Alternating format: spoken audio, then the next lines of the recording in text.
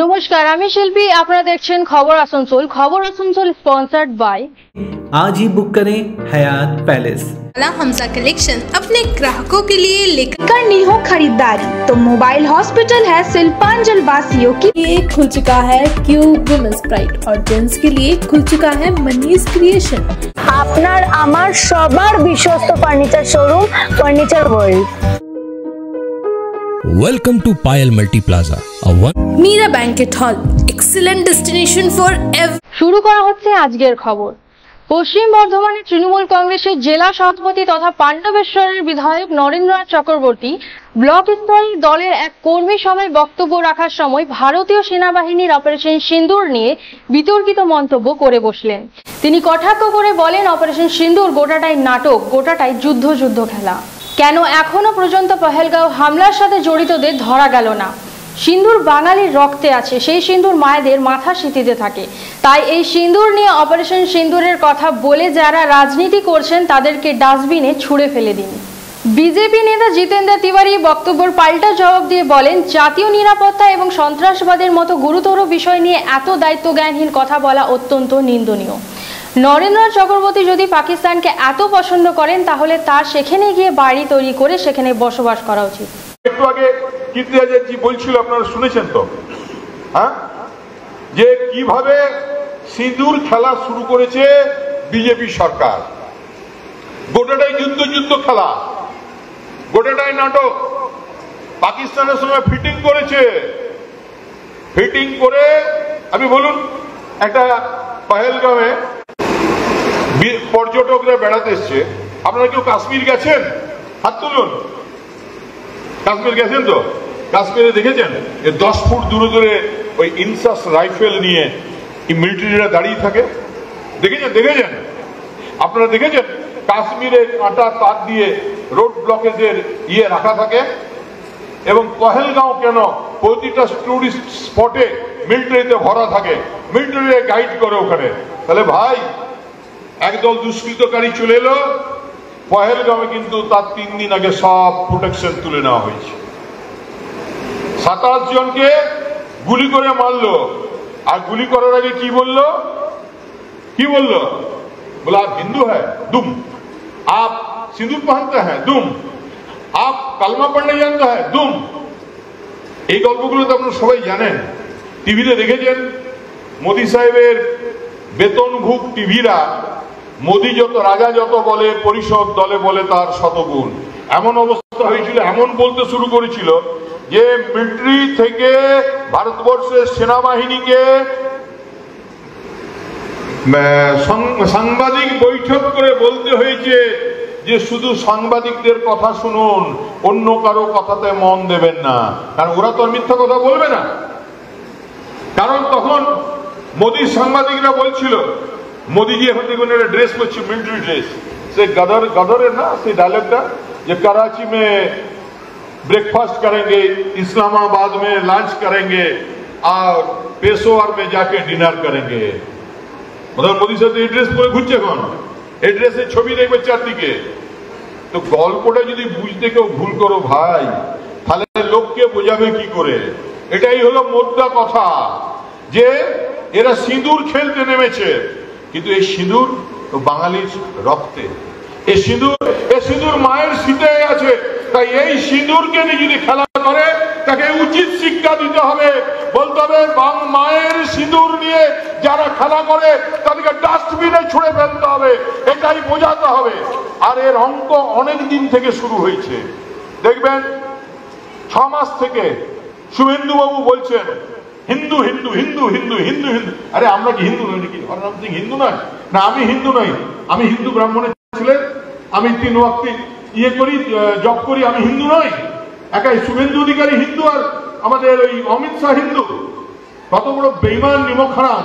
যেদিন ডিক্লেয়ার হয়েছে যুদ্ধ, সেদিন বাংলার মুখ্যমন্ত্রী ঘোষণা করেছেন যে আমরা দলমত নির্বিশেষে আমরা কেন্দ্রের এই সিদ্ধান্তকে সমর্থন করলাম, কিন্তু 28 জনের যে মৃত্যু হয়েছে তার বিচার চাই। কোথায় বিচার হলো? অভিষেক ব্যানার্জি সংসদে প্রশ্ন তুলেছেন, বিচার কোথায়? লোকগুলো এলো, মারলো পহেলগাঁওয়ে, আর মেরে দিয়ে কোথায় উবে গেল কর্পূরের মতো। কই সেন্ট্রাল গভর্নমেন্ট এত লড়াই, কিন্তু এই দুষ্কৃতকারীকে এখনো খুঁজে পেল না। আসলে কখনো খুঁজে পাওয়া যায় না, কারণ এটা একটা গেম প্ল্যান।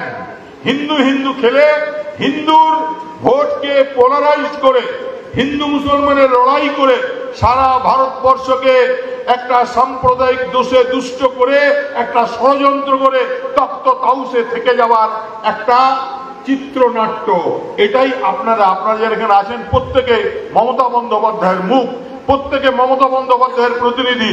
এটা হাটে বাটে জলে জঙ্গলে সমস্ত জায়গায় মানুষের কাছে এই গল্পটা আপনাদেরকে পৌঁছে দিতে হবে, যাতে এরা হিন্দু হিন্দু বলে হিন্দুদের কাছে পাত্তা না পায়, যাতে এরা হিন্দুরা বলে তুমি হিন্দু নাও, তুমি কাফের, মুসলমানরা যা বলে তুমি বেঈমান। এটা তো এই কারণে মাফিয়া এন্টি সোশ্যালদেরকে রাজনৈতিক পরিসর থেকে দূরে রাখতে হয়। তাদেরকে রাজনীতিতে স্পেস দিয়ে দিলে এটাই হয়। তারা জানেই না কি বলা উচিত কি বলা উচিত না। অর্ধশিক্ষিত, উচ্চ মাধ্যমিক কোনোভাবে পাস করেছে, ওর কাছে তো এর চেয়ে বেশি আশা করা যায় না। আর অনুব্রত মণ্ডলের শিষ্য, ও তো এগুলোই বলবে। আরে ভাই বলি, এত যখন পাকিস্তানের প্রতি তোমার প্রেম, তো চলে যাও না, পাকিস্তানে চলে যাও, ভারতবর্ষে আসো, আমাদের দেশ ছেড়ে চলে যাও। পাকিস্তানে গিয়ে জিন্না সাহেবের যে মাজার আছে তার পাশে 3 কাঠা জমি কিনে সেখানে একটা ঘর করে থাকো, যদি পাকিস্তান এত ভালো লাগছে তোমাদের। এটা ঠিক না, কিন্তু কি করবেন, তৃণমূল কংগ্রেসে এইসব করা যায়। ওর বিরুদ্ধে কোনো এফআইআর হবে না। অন্য কেউ এই কথা বললে এখন অ্যারেস্ট হয়ে যেত, কিন্তু ওর বিরুদ্ধে কোনো এফআইআর হবে না, কিচ্ছু হবে না। এটা মেনে নিতে হবে আমাদের। ইসকো স্টিল প্ল্যান্টে কর্মরত আউটসোর্সিং ওয়ার্কাররা বাকি 3টে প্ল্যান্টের তুলনায় কম বেতন পাওয়া নিয়ে আজ কাউন্সিলর অশোক রুদ্রের নেতৃত্বে ব্যুরো চেয়ারম্যান শিবানন্দ বাউরি, জিতু সিং, গুরমিত সিং সহ পৌর প্রতিনিধিরা রিজিয়নাল লেবার কমিশনের অফিসে একটি ডেপুটেশন জমা করেন। এ বিষয়ে কাউন্সিলর অশোক রুদ্র জানান, ইসকোতে যে আধুনিকীকরণ ও সম্প্রসারণ হচ্ছে সেই ক্ষেত্রে সেল অথরিটির কাছে বরাবর একটাই দাবি করা হয়েছে, প্ল্যান্টটি যে এলাকায় গড়ে উঠেছে সেখানকার স্থানীয়দের চাকরি দেওয়া। যতদিন না এই দাবি পূরণ হচ্ছে ততদিন তারা একত্রিত থাকবে। এছাড়া তিনি জানান, রিজিয়নাল লেবার কমিশনের তরফ থেকে জানানো হয়েছে যে তারা সেল অথরিটির সাথে কথা বলবে এবং সমাধান দেওয়ার চেষ্টা করবে। আজকে আমরা সেন্ট্রাল রিজিয়নাল কমিশনার সাহেবের কাছে এসেছিলাম। আপনারা জানেন যে আমরা আইএসপি ইসকো স্টিল প্ল্যান্টের সারাউন্ডিং যে কাউন্সিলরেরা আছি, তারা যারা কর্মরত ওখানকার আউটসোর্সিং ওয়ার্কার, তারা কম মাইনে পাচ্ছে সেলের বাকি স্টিল প্ল্যান্টের থেকে। তো তারা আমাদেরই এলাকার সব বাসিন্দা, তারা বারবার আমাদের কাছে আসে। তাই তাদের ব্যাপারটা নিয়ে আমরা এখানে এসেছিলাম, যে তাদের মাইনের ব্যাপারটা এনাদের যতটা হস্তক্ষেপ করার, যতটা দেখার তারা দেখে। এবং এই যে আপনি এখানে দেখছেন, এখানে টোটাল আমাদের 3 জন ব্যুরো চেয়ারম্যান, চৈতন্য মাঝি, ডক্টর দেবাশিস সরকার, শিবানন্দ বাউরি সহ 22 জন পৌর প্রতিনিধি এই এলাকার আশেপাশে তারা আপাতত সই করেছেন, সমর্থন জানিয়েছেন একে। আরও বাকিদের সাথে আমাদের কথা চলছে। আমরা এই মানুষগুলোর পাশে আছি এবং বারবার আমরা যেটা বলছি, ইসকোয় কর্মরত আউটসোর্সিং ওয়ার্কারদের পাশে আমরা আছি।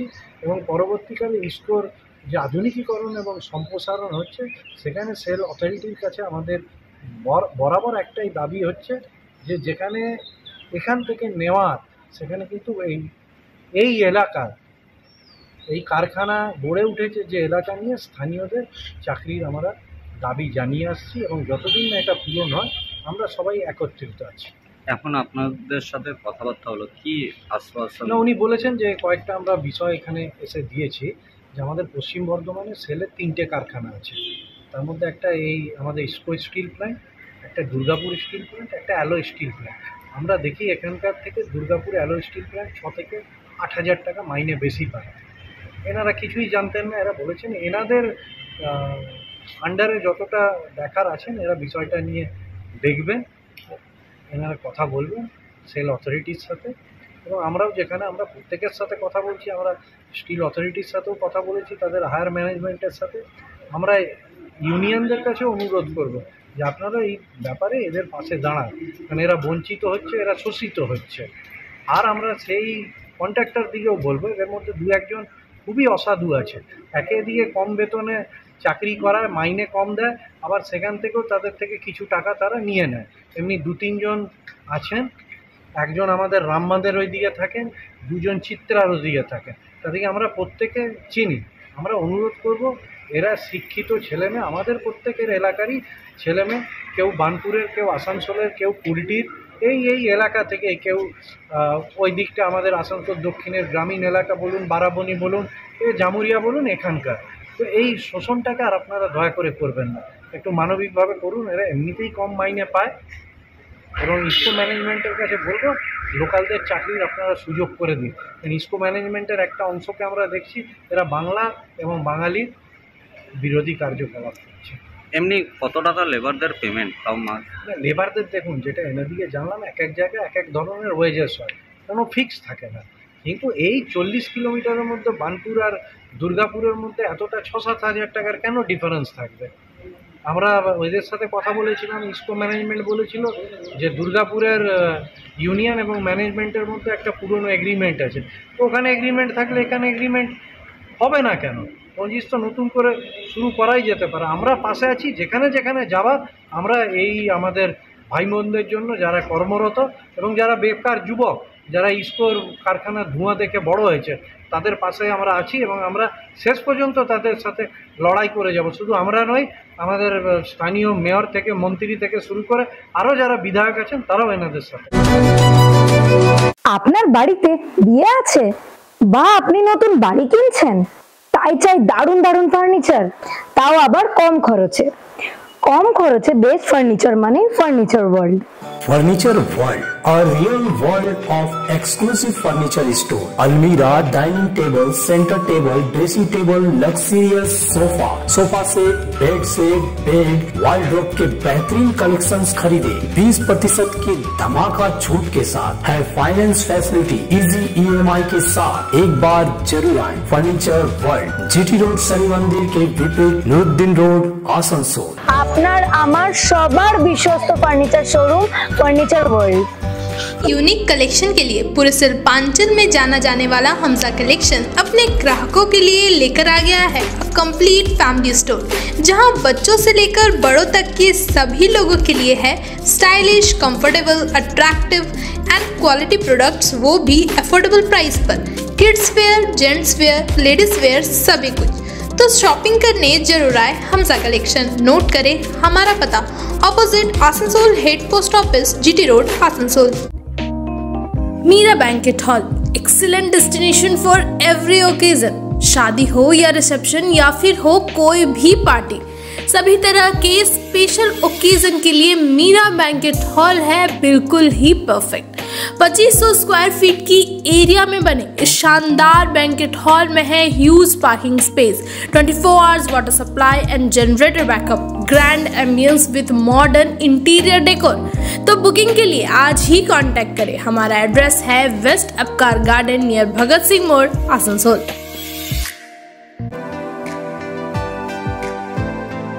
कई सुविधाओं के साथ आने वाले स्मार्टफोन्स की करनी हो खरीदारी, तो मोबाइल हॉस्पिटल है सिलपांजल वासियों की पसंदीदा store.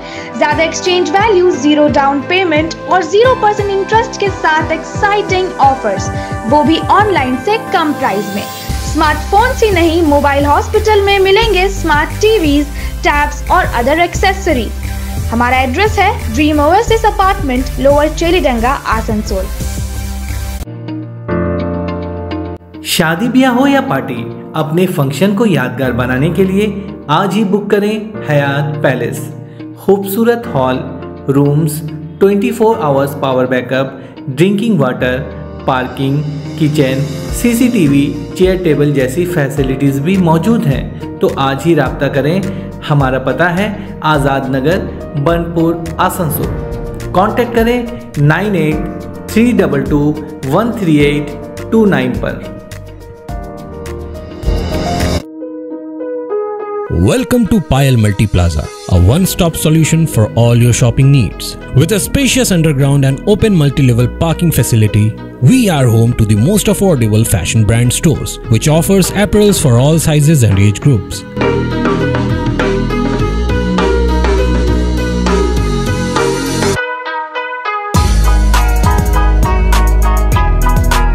At Payal Fresh, we get all your grocery requirements covered.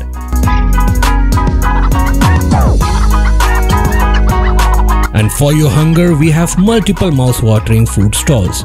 So what's stopping you? Visit us today at Payal Multi Plaza near Asansol Railway Station. Payal multi plaza के ग्राउंड फ्लोर में women's के लिए खुल चुका है cube women's pride और gents के लिए खुल चुका है Manish creation. Cube women's pride में चल रहा है धमाकेदार ऑफर। कपड़ों में पाए 60% तक की छूट। वहीं मनीष क्रिएशन में कुर्ता की स्टार्टिंग प्राइस है सिर्फ 700 रुपए। इसके अलावा 30 मई तक क्यूब वुमेन्स प्राइड और मनीष क्रिएशन से 5000 रुपए या 5000 से ऊपर की शॉपिंग करने पर आप बन सकते हैं लकी ड्रॉ का हिस्सा। फर्स्ट प्राइज जीतने वाले को मिलेगा फ्रिज, सेकंड प्राइज विनर को मिलेगा टीवी और थर्ड प्राइज है cooler. Then what are you waiting for? आज ही आए क्यूब वुमेन्स प्राइड और मनीष क्रिएशन। हमारा एड्रेस है ground floor Payal multi plaza near Asansol railway station, Asansol.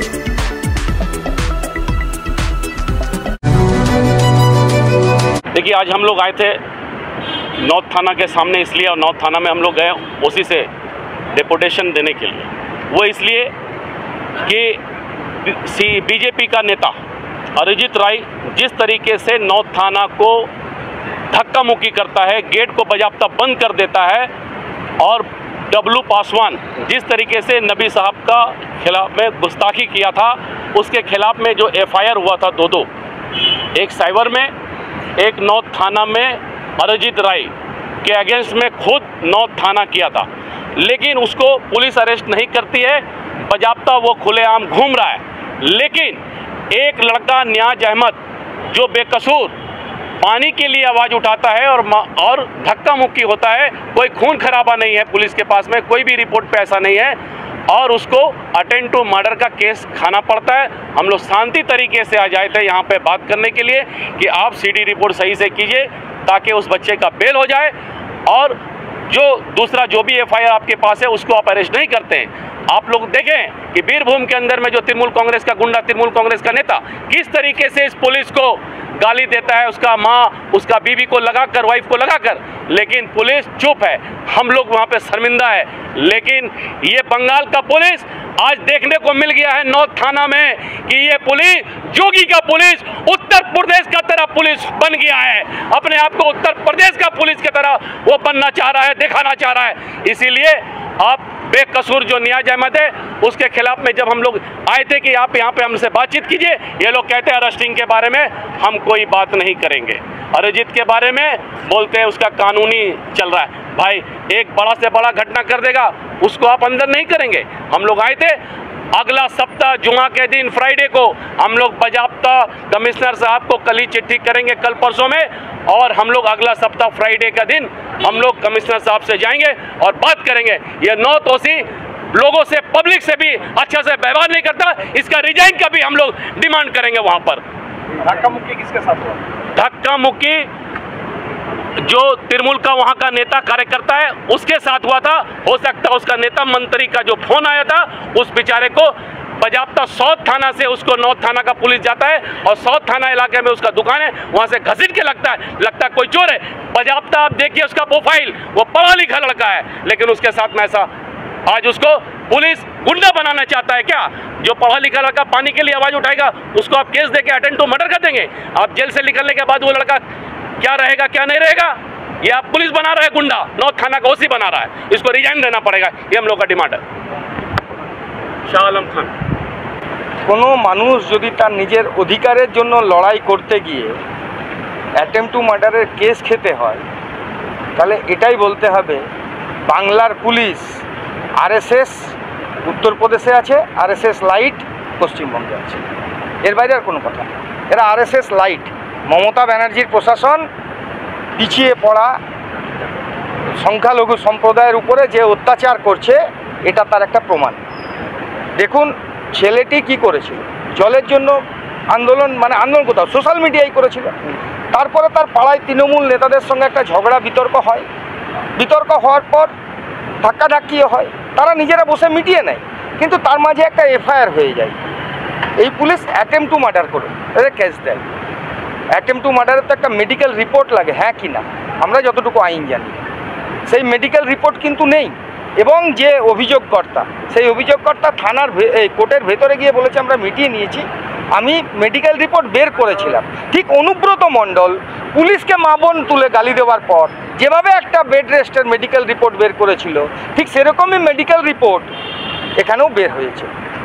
আসলে দাদাদের জমি যেন নরম না হয়ে যায়, তারা পানীয় জল, শিক্ষা, বিদ্যুৎ, স্বাস্থ্য, এই রেলপারের ভোট নিয়ে 15 বছর ধরে যে সরকারি সুখ সুবিধে ভোগ করছে, সেই সুখ সুবিধা যাতে বিঘ্ন না ঘটে যায় 2026-এ, তাই জমি যেন নরম না হয়, তাই মানুষের গলার আওয়াজকে দাবি দেওয়ার প্রচেষ্টা। ঠিক উত্তরপ্রদেশে, মধ্যপ্রদেশে যেভাবে প্রতিবাদ করলে প্রতিবাদীদের গলার আওয়াজ দাবি দেওয়া হয়, অর্থাৎ আরএসএসের নীতি, সংবিধানকে মারিয়ে দিয়ে আরএসএসের মতো চালনা করা হচ্ছে তৃণমূল কংগ্রেসের দ্বারা পরিচালিত পুলিশের। এটাই পশ্চিমবঙ্গের বর্তমান অবস্থা।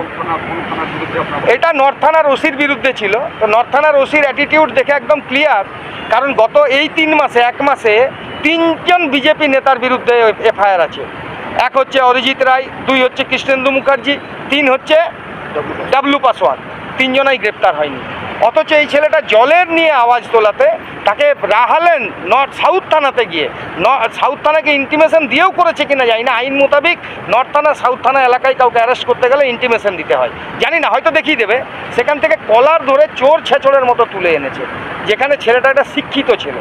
এটা অন্যায়, এই অন্যায়ের প্রতিবাদ হবে। এবং আজকে যদি আমাদের ডেপুটেশন জমা না নিয়েছে, মাস পিটিশন, আমরা আগামী দিনে সিপি সাহেবের কাছে দেবো। দরকার হলে আমরা প্রপার চ্যানেল মমতা ব্যানার্জিকেও জানাতে বাধ্য হব যে দেখুন আপনার পুলিশ নিচের স্তরে মানুষের সাথে কিভাবে দুর্ব্যবহার করছে। 24 মে একটা বিস্তিমাল্লা ওয়ার্ড নম্বর 28 আসানসোল রেলপারে একটা ঝামেলা হয়েছিল। নিয়াজ আহমেদ বলে একজন সোশ্যাল ওয়ার্কার ছেলে আছে, তার সাথে কিছু তৃণমূলের ছেলেদের ধাক্কামুক্কি হয়েছিল জলের জন্য। আবার সেটা দেখা যায় 25 তারিখে ডেটেডে একটা ওর বিরুদ্ধে, নিয়াজ আহমেদ যে বেচারা আওয়াজ তুলেছিল, ওর বিরুদ্ধে একটা কেস হয়েছে। ইভেন তাকে 1 তারিখ বা 2 তারিখ ওর দোকান থেকে, রাহালেন থেকে ওকে এইভাবে অ্যারেস্ট করানো হয়েছে যেমন কত বড় ক্রিমিনালকে অ্যারেস্ট করে নিয়ে আসছে। এবার আমরা এটা বুঝতে পারছি না এটা কোন দাদা, কোন দিদি, কোন লোকের ফোন এলো যে এত তৎপরতা হয়ে গেল পুলিশের। পুলিশের তৎপরতাটা ভালো, উই অ্যাপ্রিসিয়েট দ্যাট, বাট এই ধরনের জালিয়াতি মামলাতে অ্যাপ্রিসিয়েশন অস্বীকার। কারণ যে ছেলেটা নিজের হকের জন্য আওয়াজ তুলছে, যে ছেলেটা পাড়ার জলের জন্য আওয়াজ তুলছে, তাকে একটা মিথ্যে অভিযোগ, তারপর নট ইভেন একটা ছোটোখাটো কেস, 307 হাফ মার্ডারের মামলা। আপনি চলে যান কোর্টে, রেকর্ড রুমে চলে যান, সেখানে জাজ জিজ্ঞেস করছে, ওই শাহনওয়াজ আলম বলে যে ছেলেটা আছে তাকে জিজ্ঞেস করছে, শাহনওয়াজ আলম যে কেস করেছে, যে ভিকটিম, ওকে জিজ্ঞেস করছে জাজ যে আপনি বলেন তো আপনাকে কোথায় চোট লেগেছে, কোথায় ব্লাড বেরিয়েছে, কোন হসপিটালে আপনি গেছেন। ও বলছে আমি কোনো হাসপাতাল যাইনি, আমি জাস্ট এমনি গেছি, চেক আপ করিয়ে চলে এসেছি, বাকি আমার সব হেল্প করে আমি বার করেছি মেডিকেল সার্টিফিকেটটা।